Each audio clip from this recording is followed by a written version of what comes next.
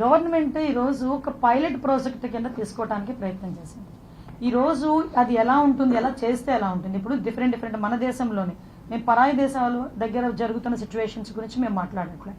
మన దేశంలోనే మన ప్రాంత ప్రజలే వేరే వేరే ప్రాంతాలకు వెళ్ళి సంహవ్ ఒక టూరిజం డెవలప్ చేయడానికో, లేకపోతే సంహవ్ వెళ్ళి వాళ్ళు అక్కడ టూరిజం డెవలప్ చేస్తూ, అంటే సంథింగ్ ఒక రిలాక్సేషన్కో, లేకపోతే ఒక రిక్రియేషన్కో, లేకపోతే వాళ్ళు కాసేపు ఒక ఎంజాయ్మెంట్కో మిగతా రాష్ట్రాలు, మన చుట్టుపక్కల రాష్ట్రాలకి వెళ్తున్నారు. అక్కడ కొన్ని ప్రయోగాలు జరుగుతున్నాయి. సో అటువంటి ప్రయోగం గనక మన ఆంధ్రాలో జరిగితే టూరిజం డెవలప్ చేసేదానికి ఏదైనా ఆస్కారం ఉంటుందా అనేది ఒక పైలట్ ప్రాజెక్ట్ కింద టైం లిమిట్ పెట్టి, దానికి కూడా పర్ఫెక్ట్ పోలీస్ డిపార్ట్మెంట్ కి సంబంధించి వాళ్ళకి కూడా ఒక సెక్యూరిటీ పర్పస్ కూడా పెట్టుకొని ఒక స్టేట్ మొత్తం లేదా ఒక 2 దగ్గర ఇలాంటి ప్రయత్నం చేయడానికని ఈరోజు పైలట్ ప్రాజెక్ట్ కింద మనం ప్రయత్నం చేస్తున్నాం. మీరన్నట్టు 1 మినిట్ బాబు ప్లీజ్, 1 మినిట్. మీరన్నట్టు అక్కడ నిజంగా అటువంటి పరిస్థితులు ఏదైనా ఉన్నాయి అనుకుంటే ఈరోజు గవర్నమెంట్ డెఫినెట్ గా దాని మీద చర్యలు తీసుకుంటుంది. దయచేసి నేనేమంటానంటే ఇది ఒక ప్రయోగం. ఆ ప్రయోగానికి ఈవెన్ మేము అందరం మాట్లాడుకునేటప్పుడు కూడా కేబినెట్ లో దీని గురించి చర్చ వచ్చినప్పుడు కూడా సార్ చాలా క్లియర్ గా చెప్పారు, ఇట్స్ పైలట్, ఒక ప్రయోగం చేస్తున్నాం. ఎలా ఉంటుంది, పబ్లిక్ ఎలాగా రిసీవ్ చేసుకుంటారు, టూరిజం ఎలా డెవలప్ అవుతుంది, at the same time police department ఎంతవరకు సపోర్ట్ చేయాలి, ఈవినింగ్ టైం పీరియడ్ ఎంతవరకు పెట్టుకోవాలి, ఇవన్నీ కూడా ఒక పారామీటర్స్ పెట్టుకునే గవర్నమెంట్ ఒక స్టెప్ వేసింది. ప్రజలకు ఇబ్బంది కలిగే పరిస్థితి ఏదొచ్చినా కూడా గవర్నమెంట్ ఇనిషియేషన్ తీసుకోదు. కాబట్టి ఒక ప్రయోగం ముందు ఒక 4 రోజులు 5 రోజులు జరిగితే తెలుస్తుంది. ఏంటండి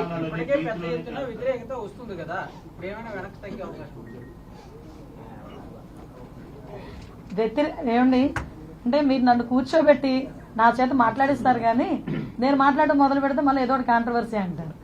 అంటే ప్రయోగం చేసేటప్పుడు 100కి 100% సాటిస్ఫై చేయడం ఎవరి వల్ల కాదు, ఆ దేవుడి తరం కూడా కాదు.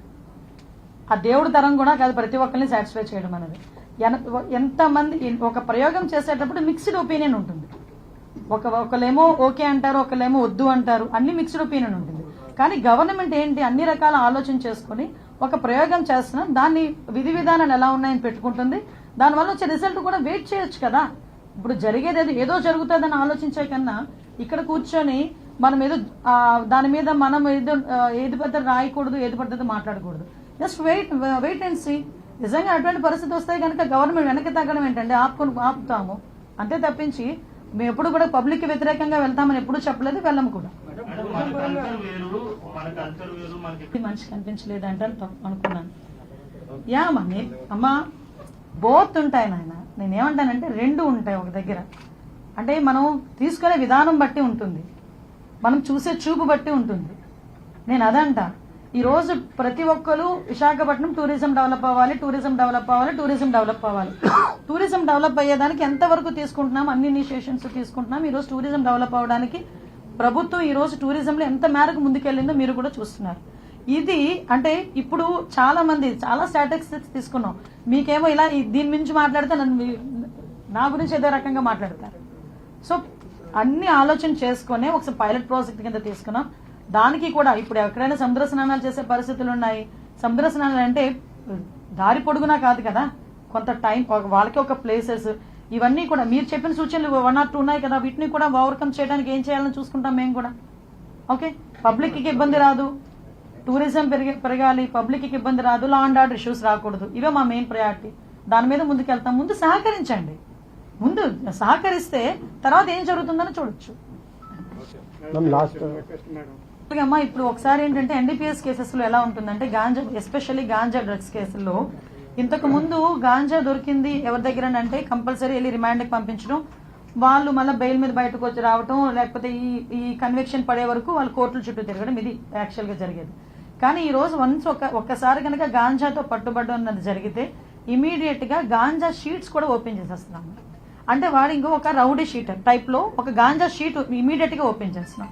అట్ ద సేమ్ టైం మీరు చూస్తే ఈ రోజు కన్విక్షన్స్ కూడా గాంజాకి సంబంధించి ఈ రోజు ఎన్డీపీఎస్ కి సంబంధించి స్పెషల్ కోర్టులు కూడా నడుస్తున్నాయి. అందువలన దాంట్లో కూడా స్పెషల్ గా పీపీఎల్ కూడా అపాయింట్ చేసుకుంటున్నాం. దీనివల్ల ఏమవుతుందంటే కన్విక్షన్ రేట్ కూడా పెరుగుతుంది. ఈ రోజు చాలా మంది రిమాండ్ లో ఉన్న ఖైదీలు అక్కడికి బెయిల్ రాకుండానే కన్విక్షన్ కి వెళ్లే సందర్భాలు కూడా చాలా ఉన్నాయి.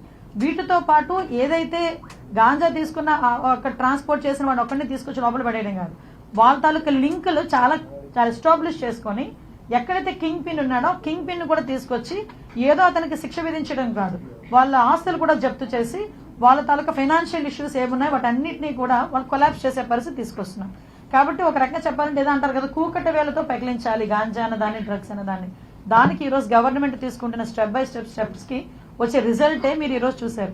ఈగల్ అనేది ఎంతవరకు మాకు సక్సెస్ అయిందంటే పక్కన తెలంగాణ గవర్నమెంట్ కూడా ఎన్డీపీఎస్ కి ఈగలే పెట్టుకున్నారు, వాళ్ళు కూడా గాంజాకి సంబంధించి. మాకు తమిళనాడు గవర్నమెంట్ కూడా ఈ రోజు ఈగల్ లాంటి వ్యవస్థ రావాలి అని చెప్పి వాళ్ళ సీఎం గారు కూడా మాట్లాడడం జరిగింది. ఒరిస్సా గవర్నమెంట్ కూడా ఈగల్ ఎలా చేస్తున్నారు, పోలీస్ డిపార్ట్మెంట్ ఎలా ఇనిషియేషన్ తీసుకుంటున్నారు అని చెప్తున్నారు. మీకు ఒక విషయం చెప్పాలి, మా పోలీసులు అనేసరికి ఏదో క్రైమ్ జరిగితే అక్కడికి వెళ్తారు, లేకపోతే వాళ్ళని ఏదో ఇంట్రాగేట్ చేస్తారు, వాళ్ళని తీసుకొస్తారు, ఈ టైప్ ఆఫ్ దాని నుంచి ఈ రోజు ఒక స్టెప్ ఫార్వర్డ్ వేసి ఒక అంటే కమ్యూనల్ కి కూడా సపోర్ట్ చేయాలనే ఉద్దేశంతో విజయవాడలో 5 అమ్మాయిలు దగ్గర 200 కిలోమీటర్లు 30 రోజులు సైకిల్ మీద యాత్ర చేశారు. ఇక్కడ శ్రీకాకుళం నుంచి మన జోన్ మొత్తం ఇక్కడ పాయక్రోపేట నుంచి ఇచ్చాపురం వరకు 200 మంది పోలీసులు దగ్గర 1000 కిలోమీటర్ల పైగా సైకిల్ యాత్ర చేసి విలేజ్ టు విలేజ్ వెళ్ళి వాళ్ళు మోటివేషన్ తీసుకొచ్చారు. అంటే నేనేం చెప్తున్నానంటే మేము అన్ని విధాలు ఒక పక్క నుంచి లా అండ్ ఆర్డర్ మేము కంట్రోల్ చేస్తూనే, ఒక పక్క నుంచి అవేర్నెస్ ప్రోగ్రామ్స్ చేస్తూనే, ఒకవైపు నుంచి మోటివేట్ చేస్తూనే ప్రజలకు రక్షణ వలయంగా నించున్నాం పోలీస్ డిపార్ట్మెంట్ అంతా. నేను కోరుకునేది ఒకటే, ప్రజలు మీడియా మిత్రులు సహకరించండి చాలు.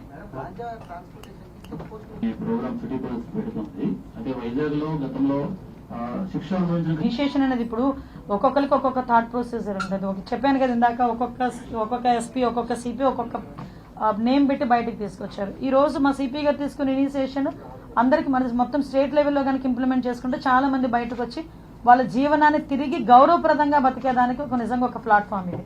దాన్ని డెఫినెట్ గా మేము రాష్ట్ర వ్యాప్తంగా తీసుకుంటాము. డెఫినెట్ గా వాళ్ళలో కూడా ఒక మంచి పరివర్తన రావడానికి, ఇంతవరకు జైల్లే మనకి పరివర్తన తీసుకురావడానికి ఒక ప్రధానమైన వేదికలు అనుకునే వాళ్ళమి. కానీ ఈరోజు డీ అడిక్షన్ సెంటర్స్ తో పాటు చాలా మంది ఎన్జిఓస్ తాలూకా సహాయ సహకారాలు, చాలా మంది కంపెనీల తాలూకా సహాయ సహకారాలతో వాళ్ళ కొత్త జీవితాన్ని ఇవ్వడానికి ఇది ఒక ప్లాట్ఫామ్. Thank you. సరే నేను చూపించాలా మళ్ళా? వీడియో చూసారు అనుకుంటే నేను మళ్ళీ చూపించను. వీడియో ఎవరైనా చూడలేదు అనుకుంటే కనుక డెఫినెట్ గా చూపిస్తాను. అంటే ఎవరు రౌడీలతో వెళ్ళారు, ఎవరు రౌడీలు వేసుకొని వెళ్ళారు, ఎవరు అక్కడ వెళ్ళి వాళ్ళు రెచ్చగొట్టారు, ఎవరు వాళ్ళ మీద రాళ్ళు రువ్వారు, బయటకు వచ్చి ఎవరు మాట్లాడుతున్నారు. నేనేమంటానంటేనండి, అమరావతి అందరికీ కూడా ఒక కళల రాజధాని. అమరావతి ఇప్పుడు వరకు 10 సంవత్సరాలు 2014లో రాష్ట్ర విభజన జరిగిన తర్వాత నుంచి ఆ రోజు అమరావతి డిక్లేర్ అయిన తర్వాత 5 సంవత్సరాలు అమరావతి కాదు 3 రాజధానులు అన్నారు, అక్కడితో పోయింది. మళ్ళా ఎగైన్ ఎన్డీఏ గవర్నమెంట్ వచ్చిన తర్వాత అమరావతి రాజధానికి నిజంగా ప్రాణం పోసి 2027 దానికి అమరావతి కంప్లీట్ చేసుకుని మా అమరావతి అని చెప్పుకునే పొజిషన్. అదే అమరావతిని డిక్లేర్ చేసుకున్నాం మనం పార్లమెంట్ లో కూడా, అమరావతి రాజధానిగా మనం అక్కడ ఆ రోజు కూడా మనం ఒక చట్టం తీసుకొచ్చుకున్నాం. అలాంటి అమరావతిని వద్దు అని నిన్నటి వరకు 3 రాజధానులని, తర్వాత నిన్నేమో మావిగనని ఇలాంటివన్నీ చెప్పి అమరావతి రైతులను ఏదో పరిరక్షించేస్తామని చెప్పేసి వెళ్తా ఉంటే ఎవరికైనా కడుపు మండుతుంది. ఎందుకంటే ఇంతకు ముందు నాశనం చేసిన వాళ్ళు మళ్ళీ వస్తున్నారు అనేసరికి చాలా రైతులు ఇబ్బంది పడతారు. అఫ్ కోర్స్ వెళ్లేది కూడా రౌడీలతో వెళ్ళిన దాఖలాలు కూడా చాలా క్లియర్ గా, రౌడీ షీటర్స్ తోని, రౌడీలతోని వాళ్ళందరూ కూడా అక్కడికి వెళ్లే సందర్భం కూడా వీడియోస్ కూడా చాలా క్లియర్ గా ఉన్నాయి. వైఎస్ఆర్సీపీ వాళ్ళు, గొడ్ల పార్టీ వాళ్ళు ఎలా వెళ్లారు అందరికీ కూడా చూశారు. అక్కడికి వెళ్లి ఎలా రచ్చగొట్టుకున్నారో చూశారు. వెళ్ళడానికి ముందు కూడా పోలీసులు క్లియర్ గా చెప్పారు, వద్దు వెళ్ళకండి, అక్కడ అమరావతి రైతులు ఉన్నారు, మళ్ళీ ఇబ్బంది పడతారు మీరని చెప్పినా కూడా కావాలని వెళ్లి అక్కడ ఏదో ఒక అమరావతి ఇష్యూని కొంచెం డైల్యూట్ చేయాలి, అమరావతి కనుక కంప్లీట్ అయిపోతే వీళ్ళకి మనుగడ ఉండదు అనే ఉద్దేశంతో వాళ్ళు చేసిన సందర్భం తప్పించి అందులో క్లియర్ గా ఉన్న వీడియోలు పంపించమంటే మీకు పంపిస్తాను, మీరే ఒకసారి జడ్జి చేయొచ్చు. ఓకే.